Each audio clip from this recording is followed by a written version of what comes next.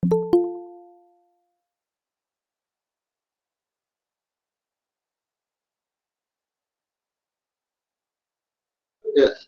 Assalamualaikum warahmatullahi wabarakatuh.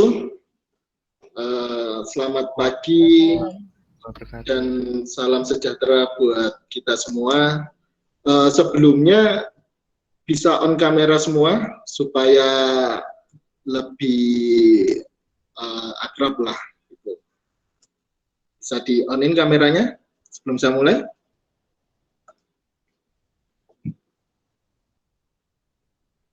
Oke. Jadi kami ucapkan selamat datang dan terima kasih buat Bapak Ibu atau murid juga ada ya ini ya.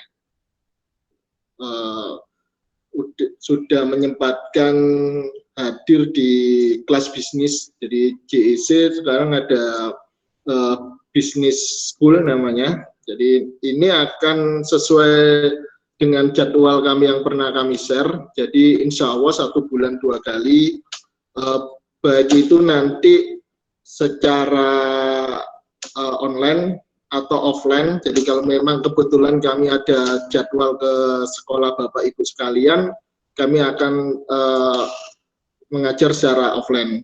Gitu. Jadi itu pun juga nanti teman-teman yang lainnya juga dapat ini sih online juga sih. Gitu. Jadi untuk yang materi yang pertama ini saya ambil tema entrepreneur starting a business. Bagaimana sih seorang entrepreneur itu, bagaimana membentuk jiwa entrepreneur itu, dan bagaimana memulai bisnis ini. Jadi, dengan bacaan basmalah kita mulai. Bismillahirrahmanirrahim. Jadi, yang pertama saya flashback dulu karena ini memang dunia pendidikan ya. Jadi saya ambil mengutip dari kata Ki Hajar Dewantara, tujuan pendidikan itu apa sih? Jadi tujuan pendidikan yang pertama memang memerdekakan manusia. Manusia merdeka itu seperti apa? Kan pertanyaannya seperti itu. Jadi kalau menurut Ki Hajar Dewantara ada 2 poin yang disebut manusia merdeka. Yang pertama adalah selamat raganya dan bahagia jiwanya. Happy, survive dan happy gitu loh. Jadi selamat raganya, bahagia jiwanya. Itu adalah kunci dari memerdekakan manusia, kunci dari pendidikan itu sendiri. Nah, jadi pendidikan itu harus memerdekakan manusia, menghasilkan manusia yang selamat dan bahagia. Ini tentunya Bapak Ibu Guru udah tahu semua lah untuk materi ini. Saya lanjut ke yang kedua. Jadi, bagaimana peran pendidikan dalam membentuk jiwa entrepreneurship. Jadi ini yang perlu digarisbawahi. Entrepreneurship ini merupakan sikap mental dan jiwa yang selalu aktif. Jadi perlu digarisbawahi yaitu sikap mental dan jiwa yang selalu aktif. Nah, pertanyaannya adalah sebagai seorang wirausaha lebih utama mana? Belajar dari pengalaman atau dari pendidikan formal? Mungkin ada yang bisa menjawab? Monggo. Bisa di-onin kameranya atau mic-nya. Dari pengalaman, Pak. Dari pengalaman. Ada yang lain? Dua-duanya, Pak Agus. Dua-duanya. Oke. Ada yang lainnya?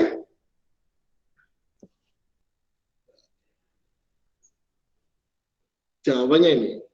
Jadi kalau memang tadi pengalaman sebenarnya nggak salah juga, tapi kurang tepat juga. Jadi menurut kami pendidikan itu sangat penting bagi keberhasilan wirausaha. Survei kami menyebutkan kegagalan pertama dari seorang wirausaha adalah karena lebih mengandalkan pengalaman daripada pendidikan. Jadi pengalaman penting, cuman harus didasarin dengan pendidikan. Makanya kita kembali lagi ke filosofinya Ki Hajar Dewantara kan ada Tri Rahayu ya. Jadi kan kalau saya baca kan yang pertama memang memajukan dan menjaga diri, memelihara dan menjaga bangsa, memelihara dan menjaga dunia. Itu kan kalau kita jabarkan kan semuanya itu terkoneksi, gitu. Semua terhubung dan semua berkontribusi untuk kepentingan yang lebih besar. Jadi pendidikan ini memang kuncinya. Jadi kuncinya di pendidikan, nanti baru pengalaman untuk yang pembelajaran yang lebih lanjut. Jadi kalau kita ingin jadi memiliki potensi sukses adalah mereka yang mengerti kegunaan pendidikan untuk menunjang kegiatan serta atau mau belajar meningkatkan pengetahuan. Itu tadi, semua itu terkoneksi. Nah, lanjut. Nah, terus pertanyaan selanjutnya sih, bagaimana membentuk jiwa entrepreneurship?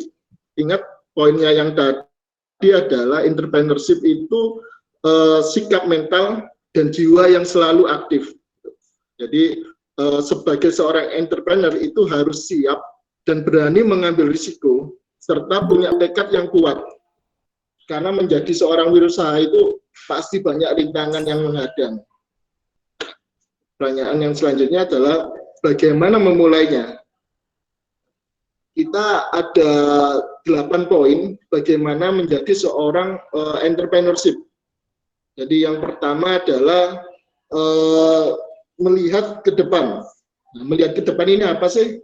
Jadi melihat peluang yang ada. Itu yang pertama. Jadi yang kedua adalah yang poin pertama Mas Ian, riset apa yang dibutuhkan sekitar.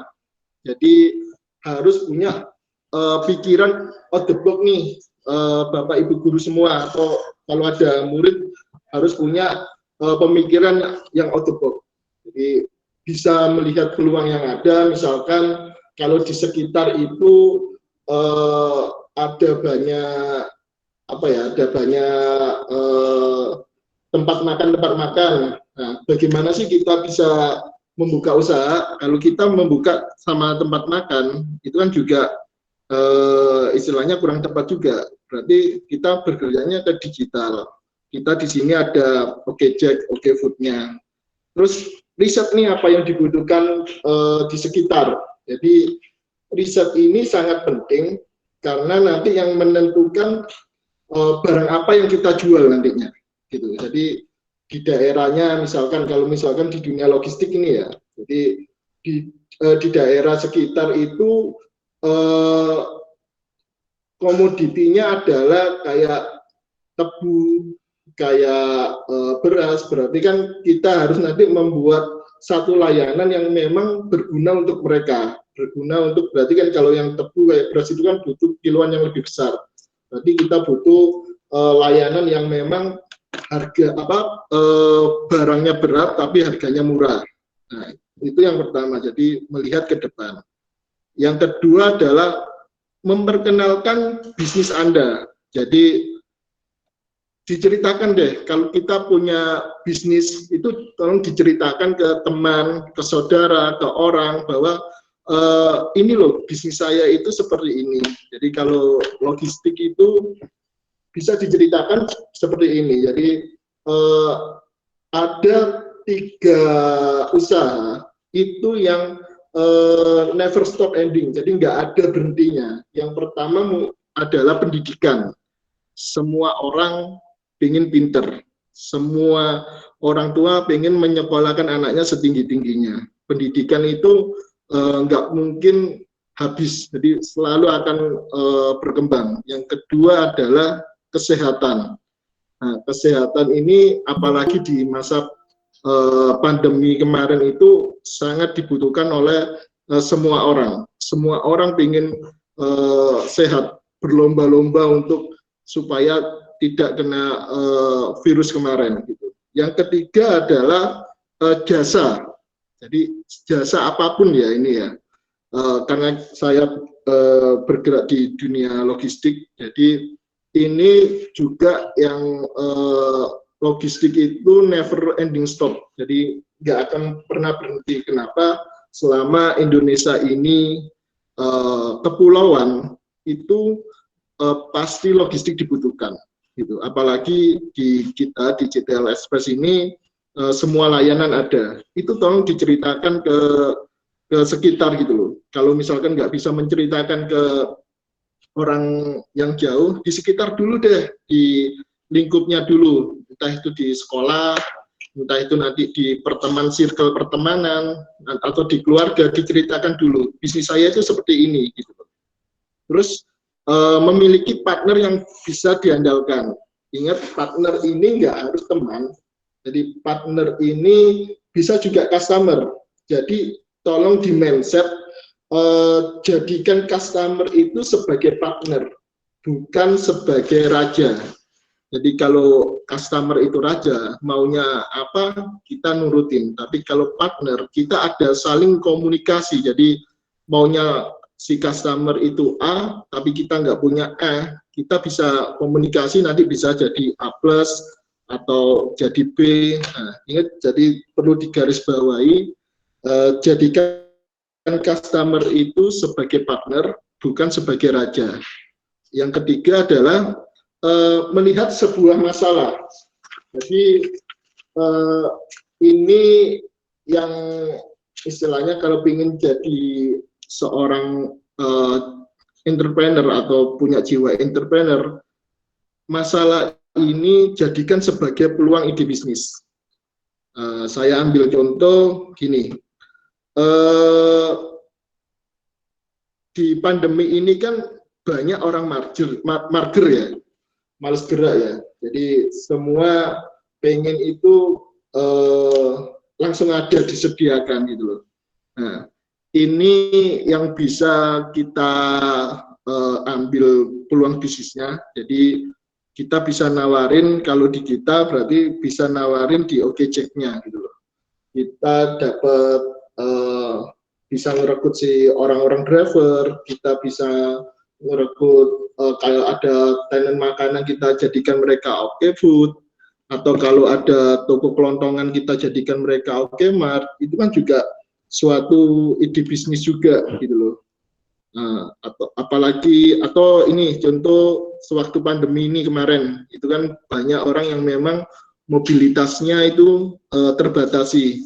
Jadi ide untuk sebenarnya JTL ini pun juga adalah ide dari pandemi, ide dari permasalahan pandemi. Jadi saat orang banyak terbatasi oleh pergerakannya, kita buat satu solusi, udah kirim aja pakai JTL gitu loh.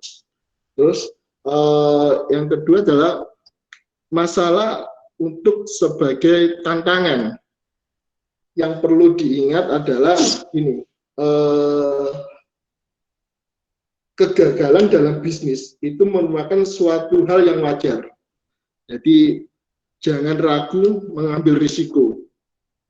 Mungkin terlihat gampang ya, cuman mungkin ibu bapak akan dihadapkan banyak pilihan atau pemikiran gitu. Tapi coba dulu aja deh. Jadi jangan merasa kegagalan itu sebagai akhir dari segalanya, tapi jadikan kegagalan itu sesuatu yang wajar dalam bisnis. Dan jangan ragu untuk mengambil resiko. Buat kegagalan sebagai tantangan untuk mengambil langkah yang lebih baik lagi untuk yang ke depan. Nah, kita ke poin 4, passion. Jadi passion di sini, kalau orang ngomong kamu nggak ada passionnya nih di dunia logistik ini. Kalau menurut saya, passion itu adalah kebiasaan atau habit. Jadi orang kalau memang sudah terbiasa, jadi saya ambil contoh saya aja deh. Gitu. Saya dulu ini kuliahnya itu di teknik telekomunikasi, tapi malah jadi pertama saya seorang sales gitu loh, nggak ada nyambung-nyambungnya sama sekali gitu. Nah, itu malah untuk passion saya malah sekarang lebih ke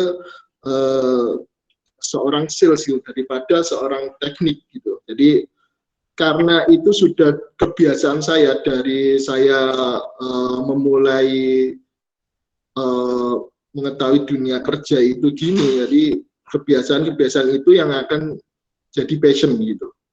Terus dari passion sendiri, kalau kita ingin jadi seorang entrepreneurship itu harus tekun dan fokus. Jadi difokuskan kita maunya jadi apa, insya Allah bisa jadi seorang entrepreneurship.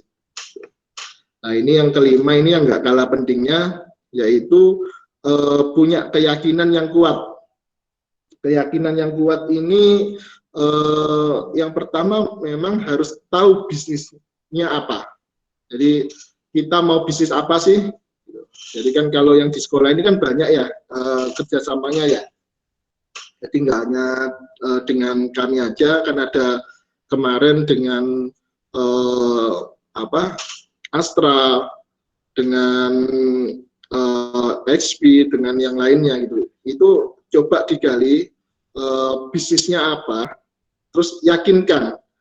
Nah, kalau udah tahu bisnisnya apa, coba bangun kepercayaan diri. Ini penting. Jadi kalau memang itu sudah dibiasakan, yang passionnya sudah ada, kita fokus, kita punya keyakinan yang kuat, bisnis ini apa yang mau kita jalankan, bangun kepercayaan diri. Nah, yang poin yang keenam, susun strategi. Jadi yang pertama memang tentukan pasarnya. Ini berhubungan yang tadi, riset apa yang dibutuhkan sekitar. Nah, yang kedua adalah tentukan orangnya. Saya selalu ingat dari perkataan mentor saya dulu, jadi di kerja saya yang dulu. Jadi kalau kita ingin berhasil untuk bisnis, apalagi untuk menentukan orang, yaitu pilihlah orang yang tepat di posisi yang tepat. Sekali lagi, jadi pilihlah orang yang tepat di posisi yang tepat. Jadi kalau memang pengen secara operasionalnya bagus, pilih orang-orang yang memang dia punya pemandangan operasional yang bagus. Kalau pengen punya sales yang bagus, penjualan yang bagus, pilih orang-orang yang memang secara passionnya dia itu, kebiasaan dia memang untuk menjual. Gitu. Nah, jangan dibalik-balik nih, ini yang nanti repot. Itu nanti ada ajarannya, mungkin di part 2 atau part 3 saya akan lebih menjabarkan. Nah, untuk yang poin yang ketujuh adalah take action. Jadi kalau kita sudah punya passionnya, kita sudah punya keyakinan, kita punya strateginya, just do it, lakukan gitu. Jangan berhasil nggak ya, gitu. Jadi mulai aja dulu, seperti tagline-nya Tokopedia kan, mulai aja dulu. Jadi semua kalau nggak dimulai nggak bakalan tahu gitu. Lebih baik memulai tapi gagal daripada tidak memulai sama sekali. Yang ke-8 adalah ini yang harus dipunya oleh semuanya ya, apalagi di zaman yang kalau anak muda zaman sekarang kan dikit-dikit eling. Jadi yang ke-8 ini adalah mengabaikan perkataan orang yang meragukan Anda. Jadi punya sifat nggak ngurus itu penting juga. Jadi apalagi untuk membangun bisnis. Jadi jangan menganggap omongan orang itu sebagai sebagai membuat Anda semakin down, tapi udahlah, abaikan aja. Itu poin yang 8 ini yang memang strong poinnya untuk menjadi seorang entrepreneur. Jadi harus punya istilahnya sifat yang nggak ngurus gitu loh. dalam tanda kutip ya. Oke, kita lanjut. Terus kalau kita udah punya jiwanya seorang entrepreneurship, saya punya beberapa pertanyaan karena kita berhubungan di dunia logistik. Yang pertama adalah apa yang kita jual? Bisa dijawab? Oh, bisa di-on-in kameranya? Kepercayaan, Pak. Kepercayaan.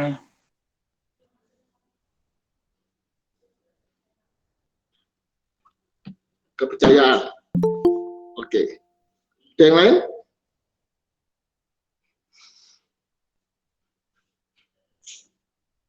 Mungkin yang kemarin yang ikut pasti sudah tahu semua. Apa yang kita jual yaitu kepercayaan. Ya. Jadi saya kemarin kepercayaan ini seperti apa sih? Jadi kita ini di dunia jasa pengiriman itu sebenarnya nggak ada yang kita jual selain kepercayaan. Jadi coba dipikirkan, orang itu mau loh istilahnya memberikan barangnya untuk orang yang mungkin terkasih, untuk orang yang terkasih, untuk orang yang keluarganya atau orang yang membutuhkan, itu diberikan ke kita supaya kita amanah. Jadi tolong benar-benar ini dipahami. Jadi apa yang kita jual itu adalah kepercayaan. Terus yang kedua adalah bisnis kita apa sih? Ada yang bisa jawab?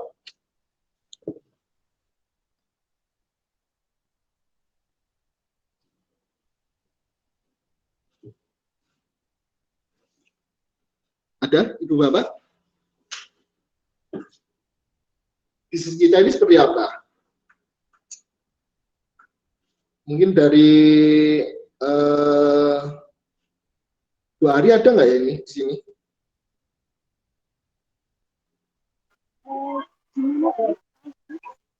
Bu Rosi bisa jawab? Iya. Mohon maaf, aku tadi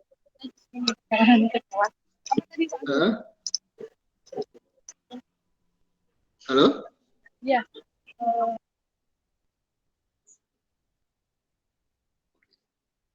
Ada yang lainnya bisa jawab?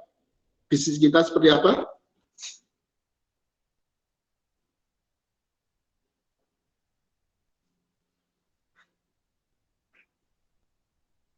Jadi bisnis kita ini adalah bisnis solusi sebenarnya. Jadi benar, kita bisnis kita adalah jasa pengiriman itu ada dua sebenarnya. Untuk yang pertama adalah business operation, yang kedua adalah business networking. Nah, tapi semua itu terangkum di solusi. Jadi orang mau apa, kita harusnya punya solusinya. Orang butuhnya apa, kita punya solusinya. Jadi di dunia jasa pengiriman ini universal ya kalau kita ngomongnya ya. Jadi kita bisa memberikan solusi apapun. Nah, itu nanti yang akan kita bahas di part selanjutnya. Yang ketiga adalah apa yang membedakan kita dengan yang lain. Bisa dibantu jawab lagi? Pak Adam mungkin bisa jawab, Pak Adam. Pak Adam Kediri. Warnanya. Warnanya. Oke. Yang lain mungkin?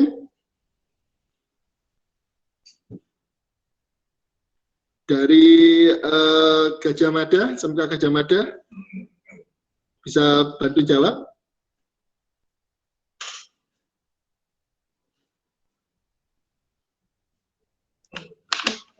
Oke, jadi sebenarnya apa sih yang membedakan kita yang lain?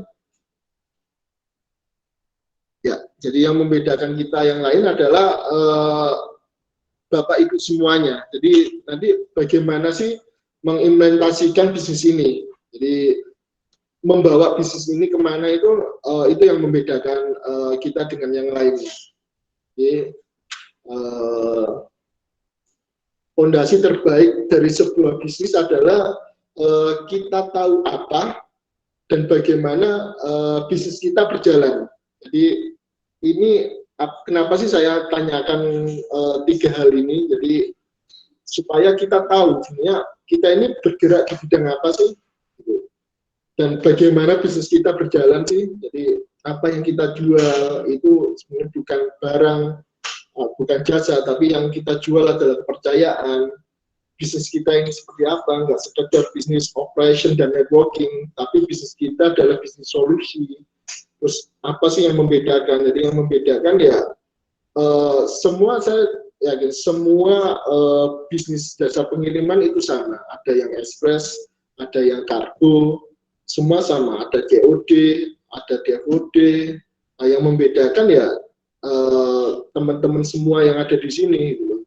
Bagaimana mengimplementasikan bisnis ini, bagaimana membawa bisnis ini ke masyarakat, yang membedakan itu.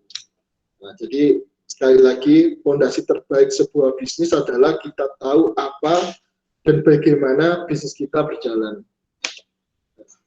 Ini take action. Jadi mungkin ini yang sebagian kemarin sudah dijelaskan dengan Pak Arief, cuman saya remind lagi.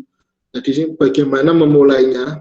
Yang pertama adalah ini memulai bisnis logistik ini. Jadi yang pertama adalah ada dulu deh, gitu loh. Jadi yang kemarin yang sudah launching itu udah benar, udah langkah pertamanya udah benar. Ada dulu posnya, POS-nya.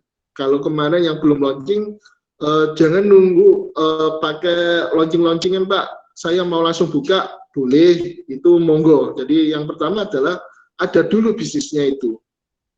Nah, setelah ada bisnis kriteria itu terbentuk, dibuatkan untuk jadwal training-trainingnya. Jadi kalau memang teman-teman di sini sudah lupa atau ingin ngerimen lagi, itu nggak apa-apa, hubungin tim kami untuk memberikan training ulang.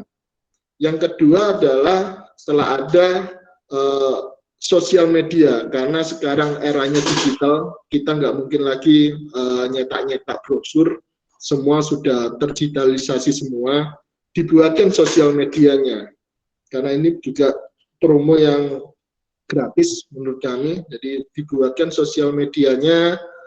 Kalau sekolah malah enak, jadi kalau sosial medianya sudah terbentuk, coba disounding ke murid-muridnya. Anak-anak mohon dibantu follow pos, misalkan pos PGRI 2 Kediri, itu kan udah berapa ratus yang sudah akan follow gitu loh.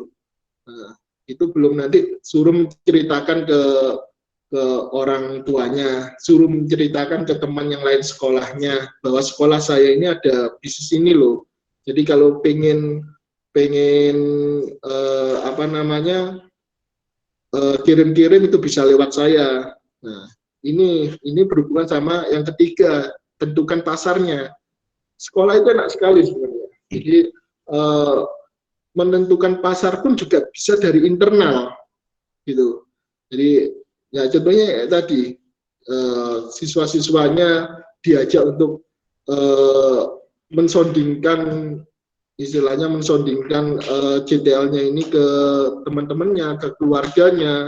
Jadi kalau misalkan pengen ada kiriman itu lewat saya aja, itu nanti bisa dibuat nilai atau bisa dibuat kalau misalkan nggak nilai ya mungkin potongan SPP atau apa, itu kan juga bisa di model-model seperti itu. Nah, yang kalau memang di luar itu jangan jauh-jauh dulu deh, di lingkungan sekitar, di kecamatan itu sendiri dilihat kebutuhan pasarnya apa. Yang saya tadi omongkan adalah perlunya riset adalah itu, yang dibutuhkan pasar apa. Misalkan di daerah saya banyak online shopan nih. Nah, online shopnya seperti apa? Online shopnya yang 1 kiloan atau online shopnya yang koli-koli besar gitu loh. Nah, kalau misalkan 1 kiloan, kita nanti membuat layanan itu jangan dibuka layanannya semua.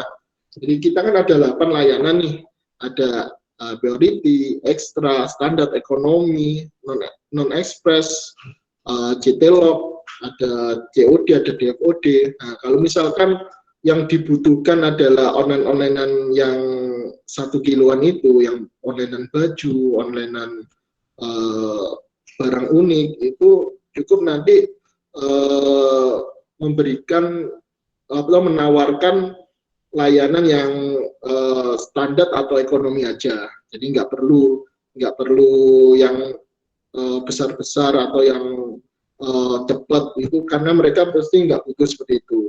Nah, tapi lain lagi kalau misalkan yang di daerahnya situ adalah seperti yang kayak tadi, komoditinya besar-besar. Nah, itu nanti yang kita tawarkan adalah non-express sama CT-log.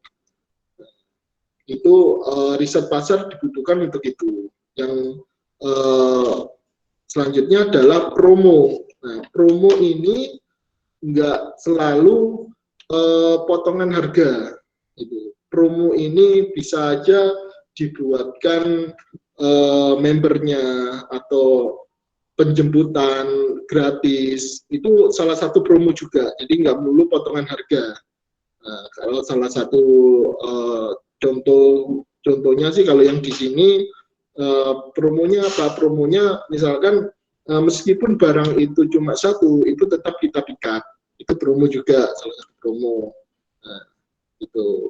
Nah, terus selanjutnya adalah result. Result ini buat dia tuh udah berjalan seefektif mungkin, seefisien mungkin apa enggak. Kalau misalkan enggak, yang salahnya di mana nih? Pasti ujung-ujungnya adalah balik lagi ke yang melihat pasar, meriset pasar tadi. Sudah benar belum tim saya ini meriset pasarnya? Itu bagian dari take action.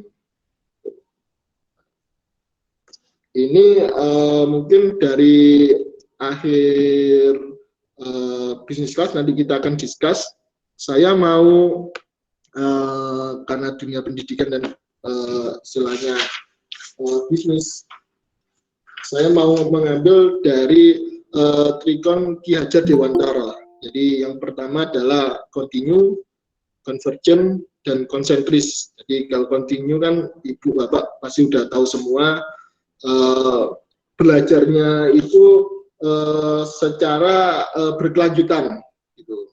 Jadi terus belajar bagaimana nanti dunia bisnis ini berjalan. Kita juga secara kontinu juga akan memberikan materinya.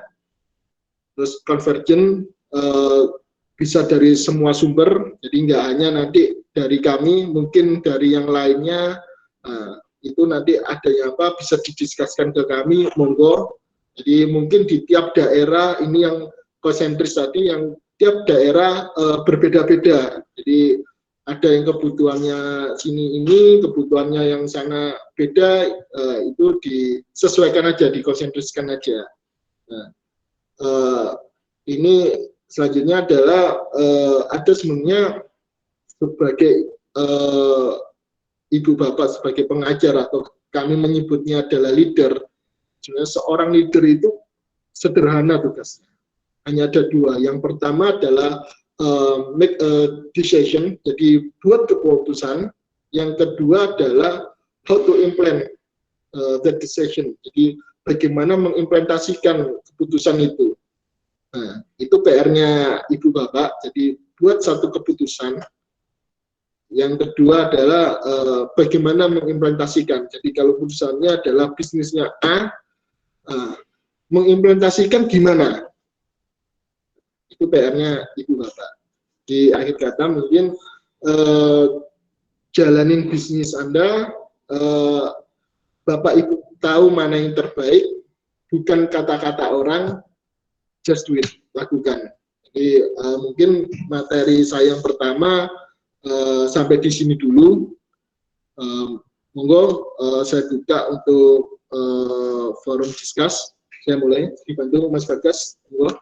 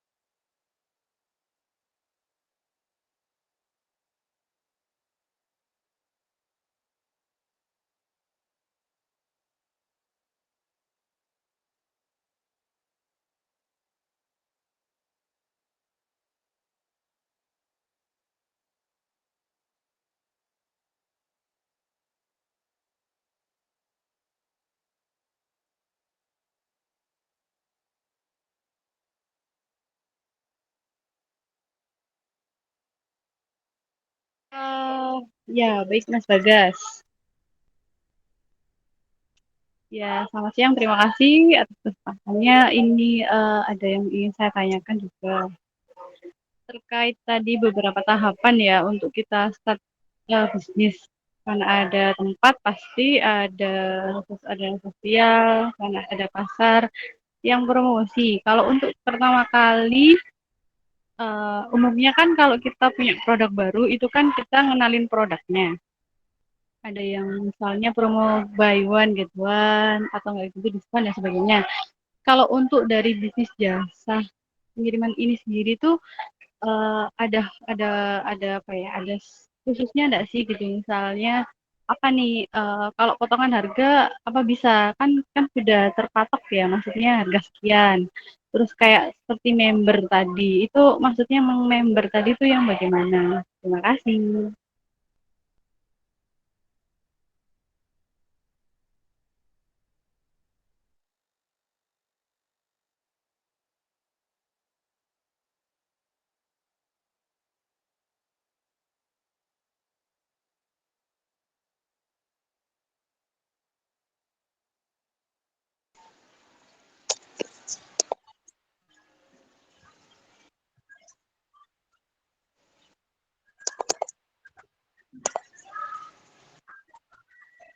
Ya, sebenarnya saya mau bertanya nih, nggak apa-apa nggih? Karena sudah sudah di lapangan, sudah proses, sudah merasakan sekalian gitu loh. Nggak apa-apa ini. Ya, ini tadi kan materi yang disampaikan oleh Pak Agus terkait apa sih yang kita jual itu apa sih? Nah, itu kan ada salah satunya itu kepercayaan ya. Nah, Nah, kepercayaan itu pastinya kalau kita ngomongkan kepercayaan, pastinya itu yang kita jual pasti ketepatan waktu atau estimasi layanan yang kita tawarkan. Bener kan Pak J? Nah, ini yang tapi yang di lapangan yang sudah kita alami kami juga merasa bersalah kepada pelanggan kami. Ternyata di lapangan tidak sesuai dengan estimasi yang kita tawarkan. Karena ada problem di internalnya sendiri. Itu solusinya bagaimana ketika kita menjual kepercayaan tapi kita yang berdusta sendiri. Mohon dibantu bagaimana ini.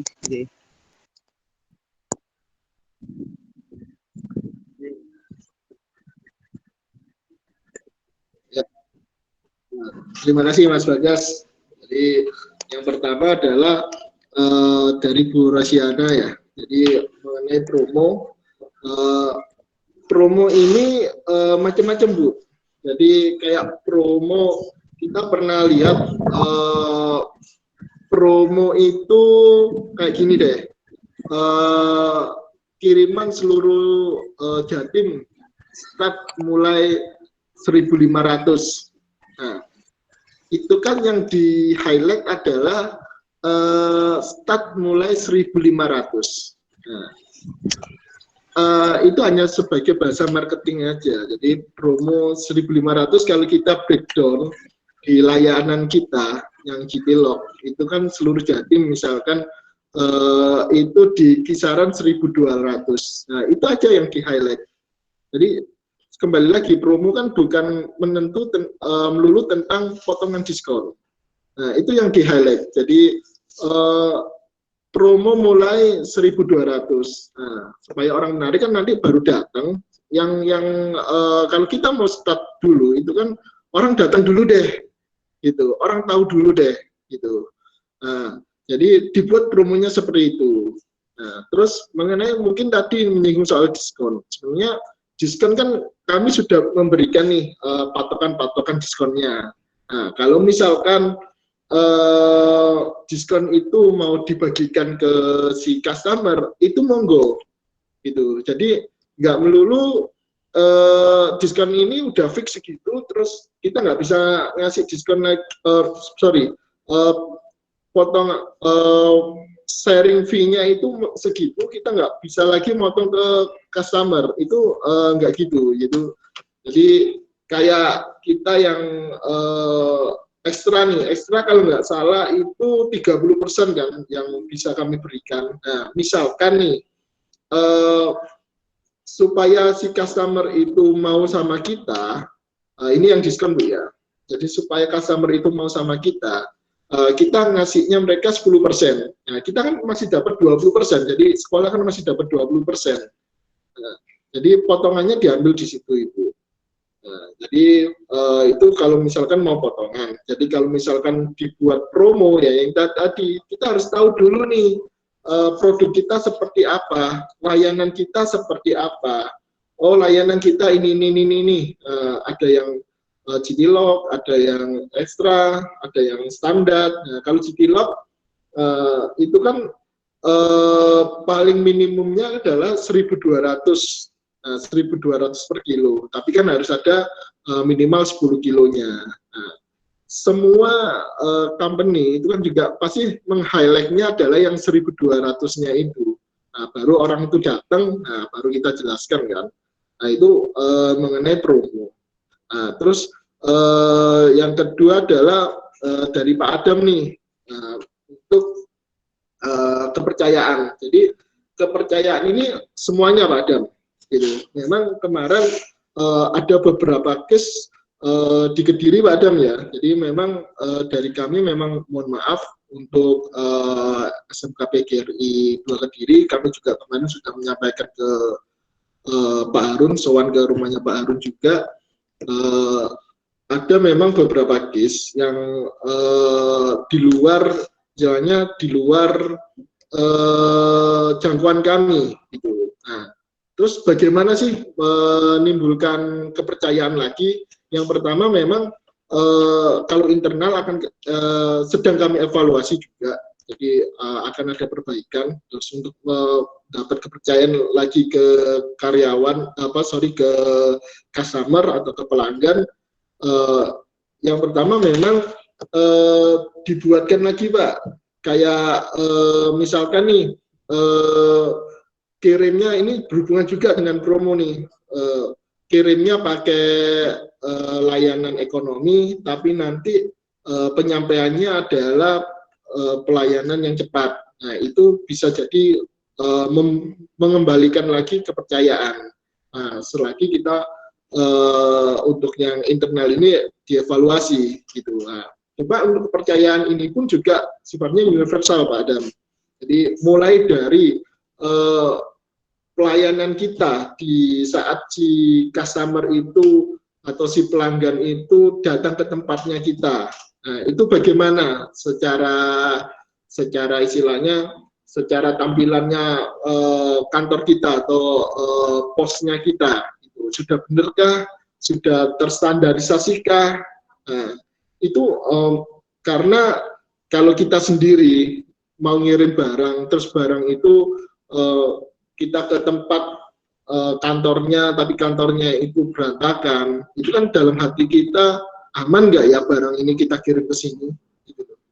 Jadi kepercayaan itu dimulai dari start orang itu masuk ke counter kita sebenarnya, ke counter kita sudah benar nggak, udah standar nggak? Gitu. Mungkin gitu sih Pak Adam, mungkin ada yang mau nambah lagi, Bu Rosi juga, silakan.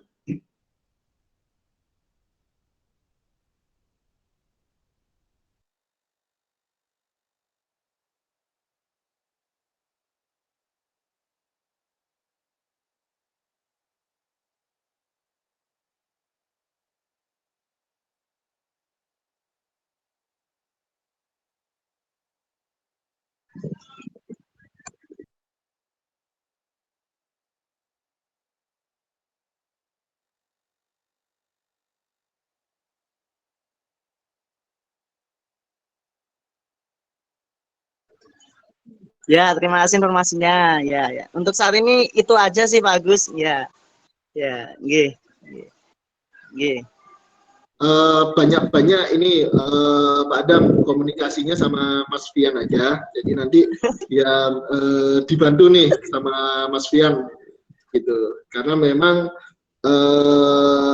apa namanya, kalau kita bisnis itu gini, sebenarnya materinya nanti mungkin. Jadi bisnis itu ada namanya istilahnya adalah growing pain gitu. Itu nggak hanya bisnis saja, semua entah itu kita sendiri atau hubungan itu pasti ada masa di mana growing pain atau masa-masa kesakitan gitu loh. Jadi kalau kita lagi tumbuh itu kan, kalau lagi puber biasanya ada jerawat, ada kita lagi tinggi itu kan kesakitan kan gitu. Atau kalau lagi hubungan, kalau mau ke serius kan biasanya timbul apa gitu kan, sampai entah putus atau apa kan gitu kalau hubungan. Kalau di perusahaan sama gitu. Jadi ada masa-masa di mana terlihat seperti mundur satu langkah, tapi kita sudah menyiapkan langkah yang lebih besar ke depannya. Jadi growing pain ini semuanya pasti ngerasain gitu.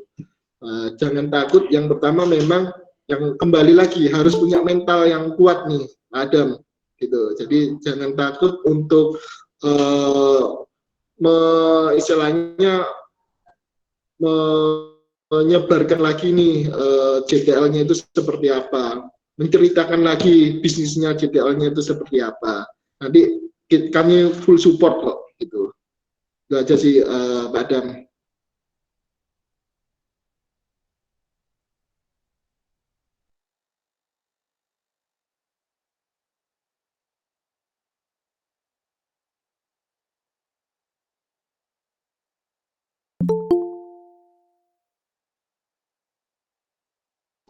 Iya, Mas Bagas, terima kasih. Pak Agus juga.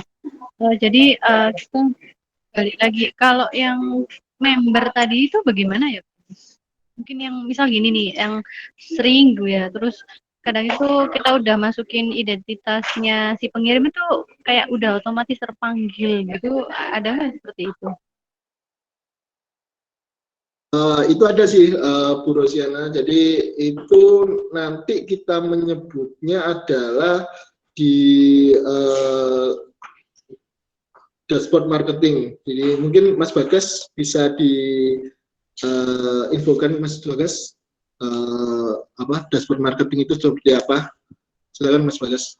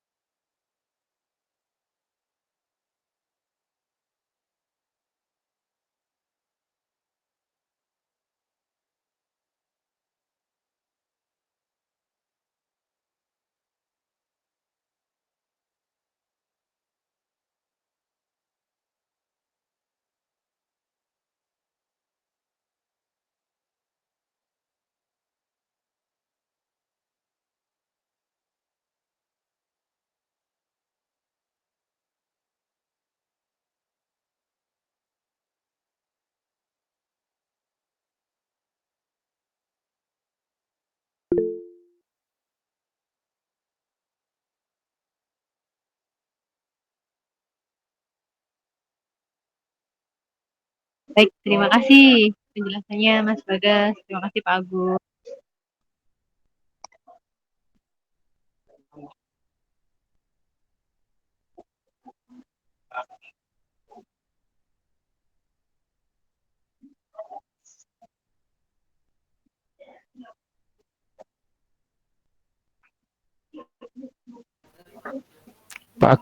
Pak Agus tadi Mas angkat tangan Mas.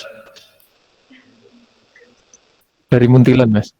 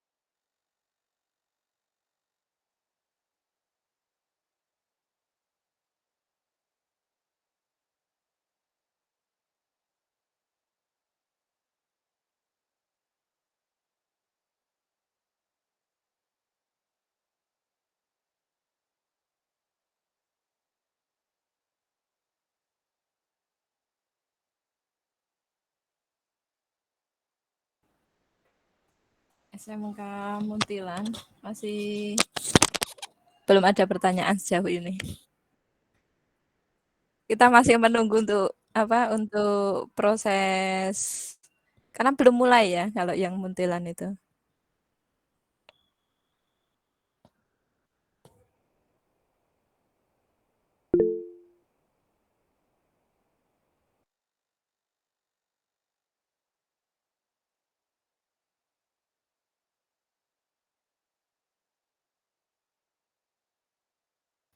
Ya, Bu Rate, silakan dari Grisa Ngawi. Pak, saya mau izin bertanya.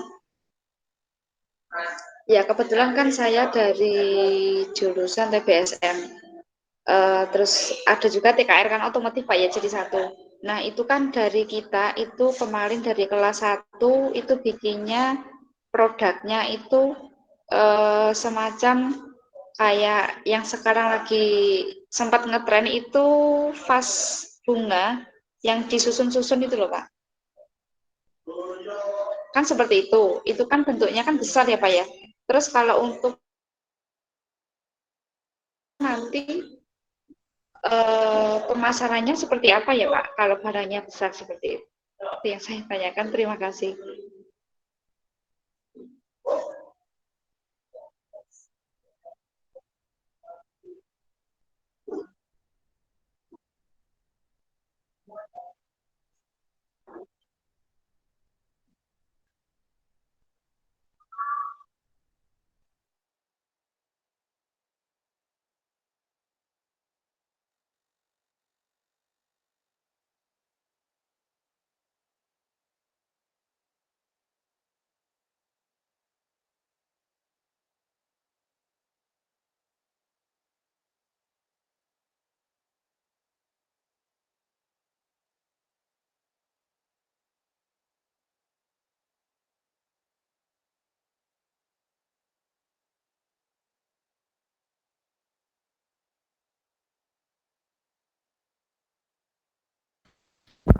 Mungkin dari SMK Koiria Jombang, Bu Raisa, atau mungkin dari perwakilannya, silakan.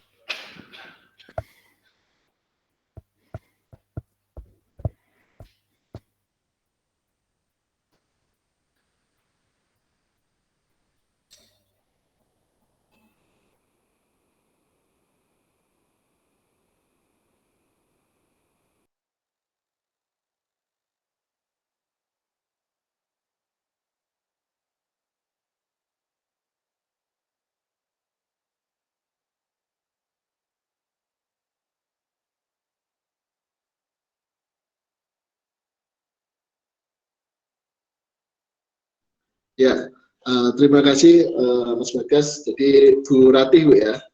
Jadi mengenai bagaimana memasarkan vas bunga. Jadi gini Bu, ada dua cara sebenarnya. Sebenarnya ada banyak cara sih Bu. Jadi memang yang saya bahas ini dua dulu aja. Jadi yang pertama adalah pergunakan OkCek Bu. Nah, di OkCek itu nanti vas bunga itu bisa masuk di OkMart. Nah, kalau memang mau lingkupnya hanya skupnya hanya Kota Ngawi, itu pergunakan OkCek. Nah, nanti udah gampang tuh kalau OkCek, Ibu tinggal foto, upload, seluruh Ngawi udah pasti tahu. Gitu. Itu nanti pun juga kalau memang ada orderan, itu langsung si customer itu ngeklik vas itu, nanti pengantarannya pun juga sudah terbantu oleh driver-drivernya OkCek. Jadi sudah all in tuh di situ. Nah, itu pun juga mengenai harga kan itu juga yang nanti yang istilahnya yang menentukan nih. Nah, terus kalau ada cara yang kedua, jadi cara yang simple dan efisien tadi adalah tinggal foto, upload itu via OkCek.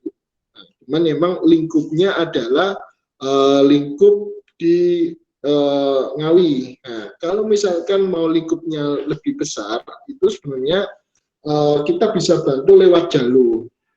Jalu ini lingkupnya adalah nasional. Jadi Jalu ini kami punya anak perusahaan juga namanya Jalu, itu untuk mengakomodir nih kebutuhan-kebutuhan teman-teman SMK kalau misalkan punya produk kayak gini, itu kita bantu untuk jualin. Nah, sama sebenarnya. Jadi tinggal nanti difotokan, jadi difoto yang proper. Nah, nanti dikasih keterangan tuh. Nah, keterangannya barangnya ini terbuat dari ini, harganya segini. Nah, kami membutuhkan itu lewat Jalu. Jadi pemasarannya bisa kita bantu. Nah, terus mungkin saya tambahin lagi, kalau misalkan dari situ, kalau misal saya pengen mengajarin anak-anak ini untuk bagaimana memasarkan. Nah, yang pertama bisa kita lakukan adalah pemasaran bisa lewat online. Nah, karena semua sekarang kembali lagi semua digitalisasi semua, bisa lewat Facebooknya, bisa lewat Instagram, bisa lewat TikTok. Jadi pergunakan sosial media itu sebagai bisnis, bukan sebagai hanya sebagai scroll pribadi aja gitu. Jadi itu sosial media itu dipergunakan secara benar gitu. Itu pun juga nanti bisa jadi penilaian murid loh Ibu. Kalau misalkan si A nih kita bantu nanti untuk bagaimana memasarkannya. Nah, gitu si A ini bisa jualan 1, si B ini ternyata bisa jualan 2. Itu juga bisa jadi ini. Yang pertama memang si anak itu dapat experience untuk bagaimana memasarkan. Yang kedua adalah ibu dapat nilai buat si anak itu. Nah, yang ketiga adalah si sekolahan kan juga dapat dari penghasilannya itu. Jadi ada beberapa macam cara Bu untuk memasarkan. Kembali lagi, mulai aja dulu Bu. Jadi fasilitas sebenarnya udah kami berikan semua. Kayak yang OkCek itu tinggal nanti foto, upload sudah bisa terjual. Terus dari Jalo kita butuh ini aja, kita butuh datanya seperti apa, spesifikasinya seperti apa. Nah, kalau memang ingin mengajarkan murid-murid, kita juga bisa bantu. Tapi memang untuk pemasaran harusnya di part 2 atau part 3 sih, Bu. Gitu. Ini kan yang pertama adalah bagaimana memulai dulu. Nah, untuk yang teknik secara pemasaran, teknik secara marketing itu nanti ada di pertemuan kita selanjutnya. Itu sih Bu, mungkin ada yang nambahin, silakan berarti. Baik, cukup. Terima kasih Pak Agus. Sama Ibu. Silakan Mas Baru.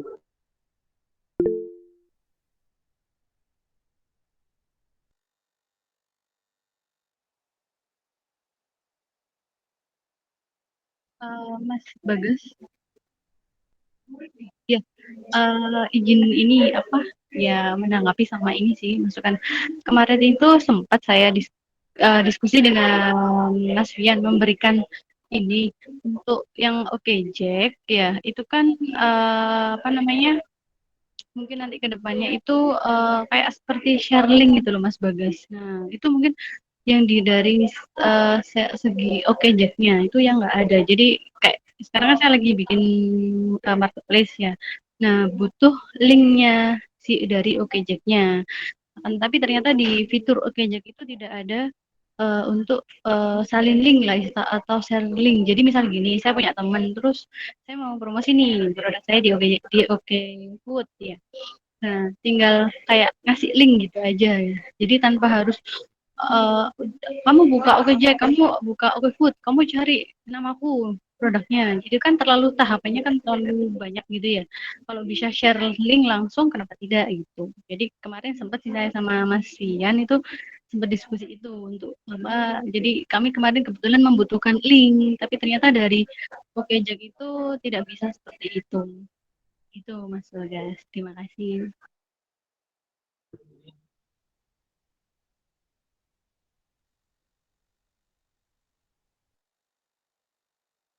Iya, betul. Jadi kayak linknya. Jadi kan langsung langsung ke toko kita gitu kan, nggak perlu jalan-jalan dulu kayak gitu. Kayak gitu sih Mas Bagas. Ya, boleh. Ya, ya, terima kasih Mas Bagas.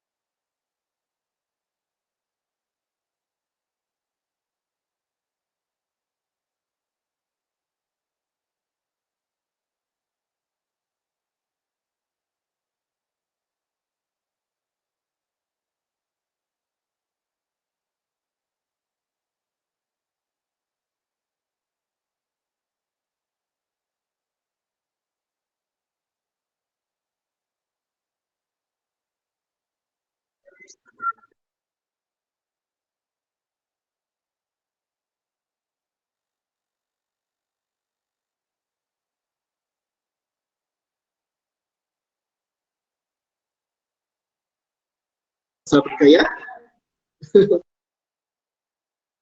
Soalnya JDL, Oke Jack.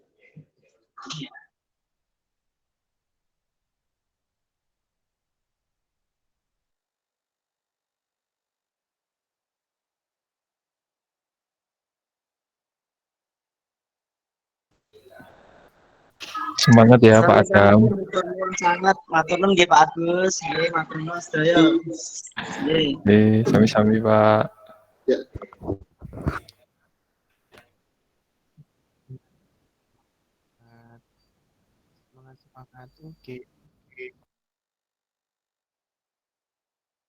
Waalaikumsalam. Assalamualaikum. Izin keluar. Waalaikumsalam.